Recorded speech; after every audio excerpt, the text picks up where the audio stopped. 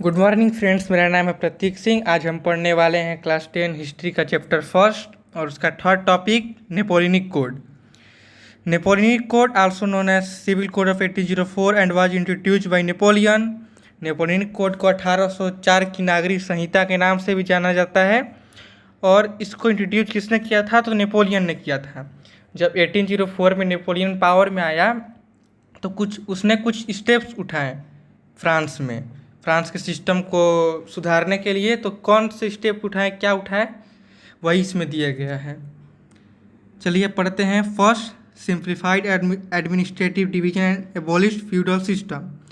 उसने प्रशासनिक विभाजनों को सरल बनाया और सामंती व्यवस्था को ख़त्म कर दिया। और फ्यूडल सिस्टम क्या था? फ्यूडल सिस्टम में ये होता था कि जिन लोगों के पास लैंड नहीं होते थे, ज़मीन नहीं होती थे, वो ज़मींदार के पास जाते थे और खेती करने के लिए ज़मीन लेते थे और बदले में वो उस ज़मींदार को अपना सर्विस प्रोवाइड करते थे। दूसरा पॉइंट है guild restriction were removed. Guild restriction को हटा दिया गया। गिल्ड रेस्ट्रिक्शन कुछ रेस्ट्रिक्शन थे जो मैन्युफैक्चरर ट्रेडर पे लगाए गए थे और इसको जब 1804 में आने के बाद नेपोलियन ने हटा दिया। Transport and communication facilities were improved. संचार तथा यातायात व्यवस्था को सुधारा गया। Abolished all the privileges based on birth. जन्म पर आधारित सभी विशेषाधिकार को खत्म कर दिया गया। सिक्वेट राइट टू प्रॉपर्टी,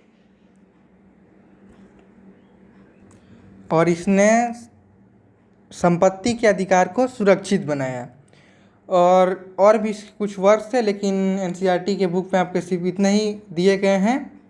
चलिए अब इस नेपोलियन की ड्रॉबैक पढ़ते हैं। नेपोलियन क्या कमी थी?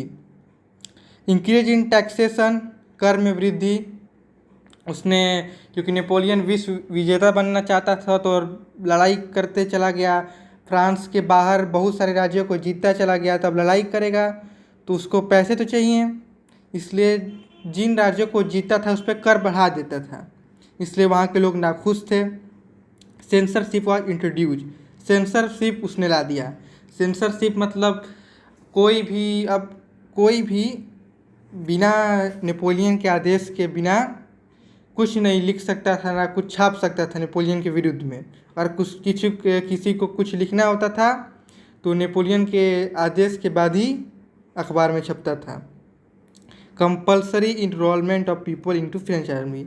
और जिन राज्यों को नेपोलियन जीतता था वहाँ के लोगों को, बेरोजगार लोगों को जबरन फ्रेंच आर्मी में भर्ती करने लगता था। यही तीन जो थे वो ड्रॉबैक थे नेपोलियन के।